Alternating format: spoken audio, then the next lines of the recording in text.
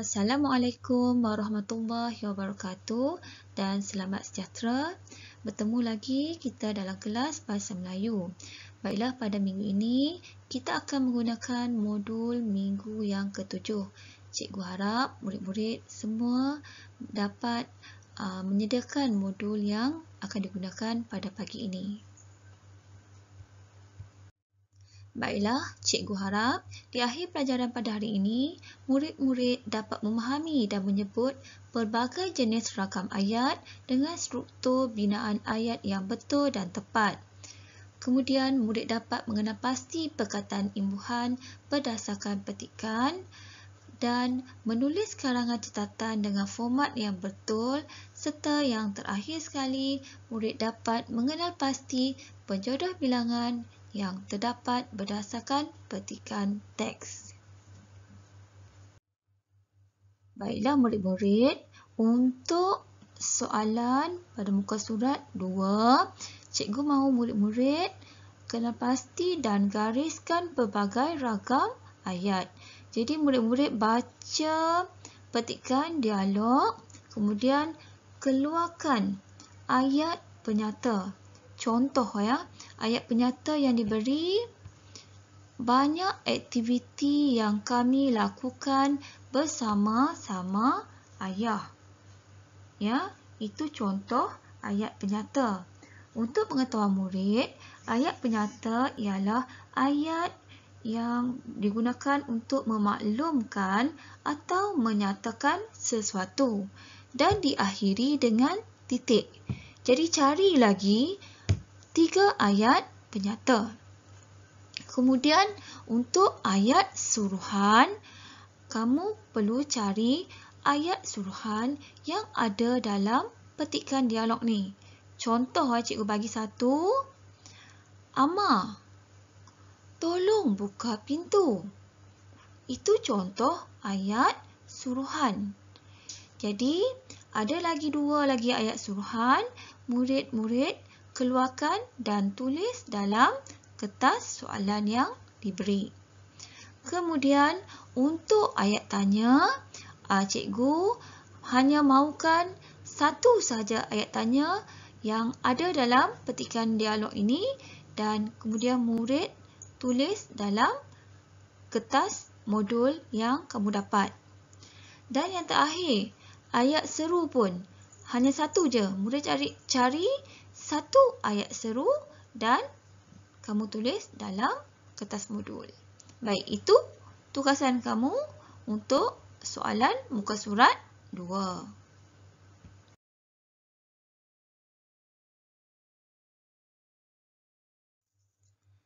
Baik, manakala untuk latihan muka surat 3, murid-murid baca petikan pemata keluargaku, kemudian keluarkan perkataan imbuhan.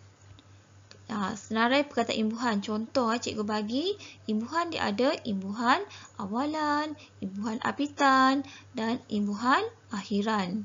Ya, jadi murid bulatkan perkataan imbuhan yang terdapat dalam petikan.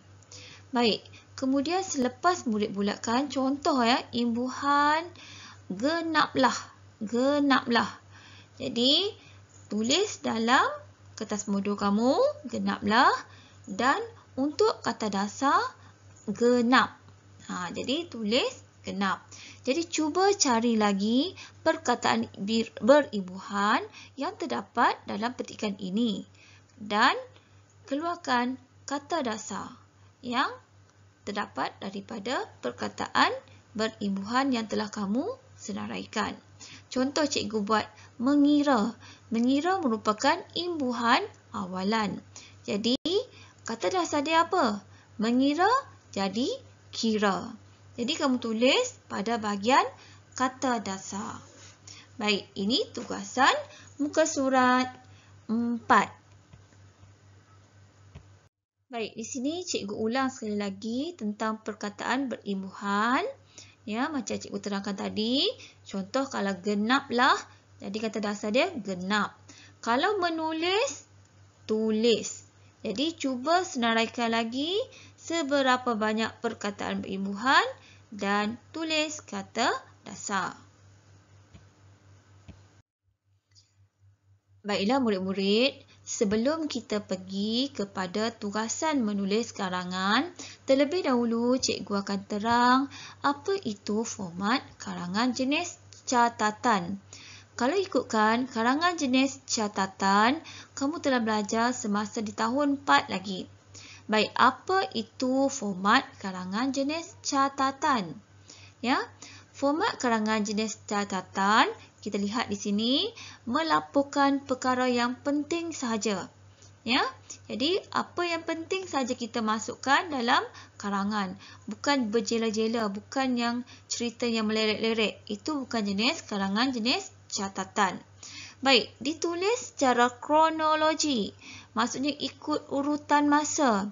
Kalau kita buat pukul 9 pagi, kemudian seterusnya pukul 11 pagi, kemudian pukul 3 petang, maksudnya dia ikut kronologi. Itu kalau masa.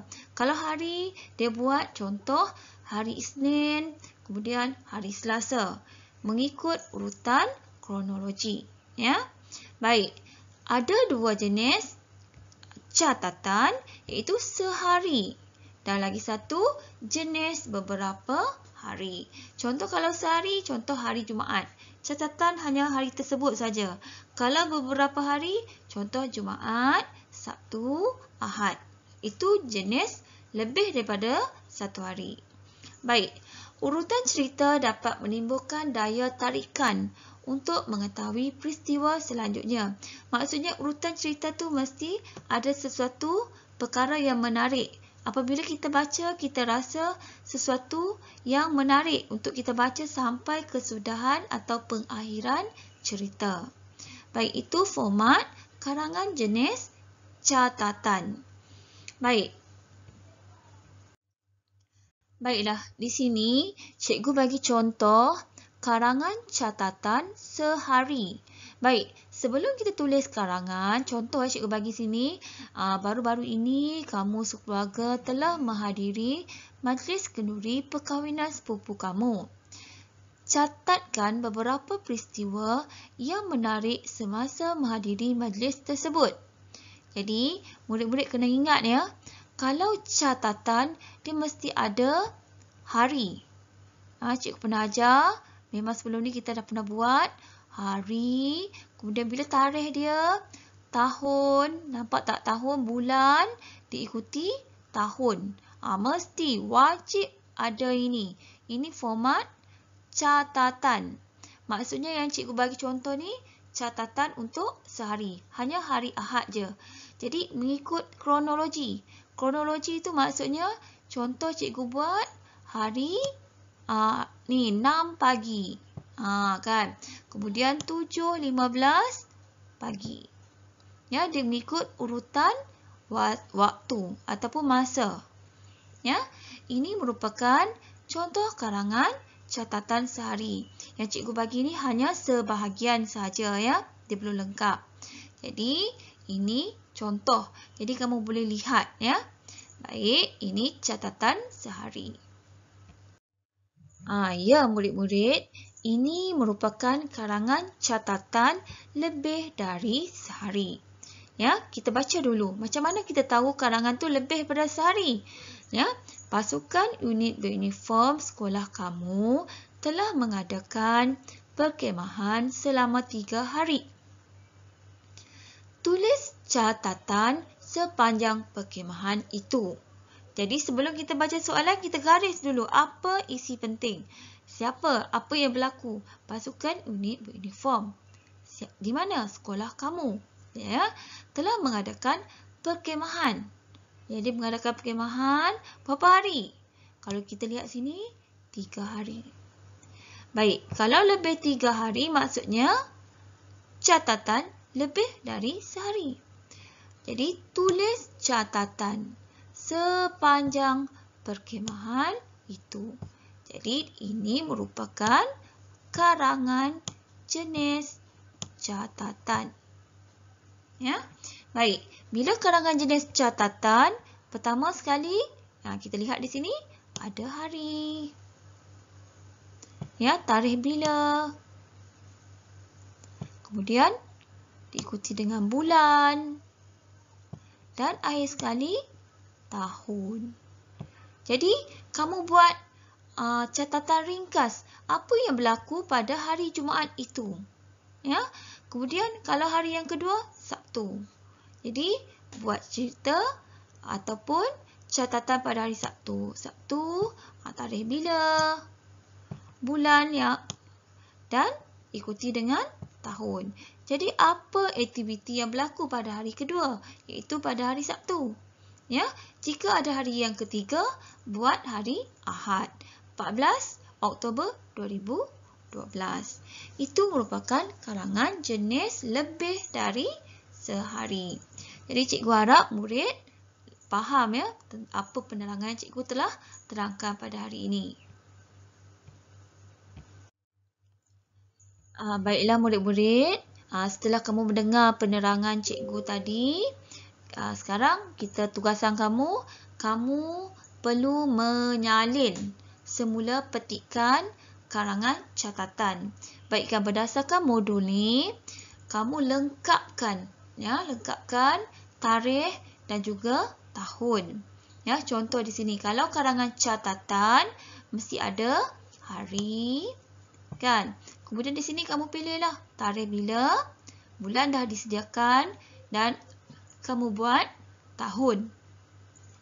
Jadi, kamu salin semula karangan ni kamu buat dalam buku penulisan C.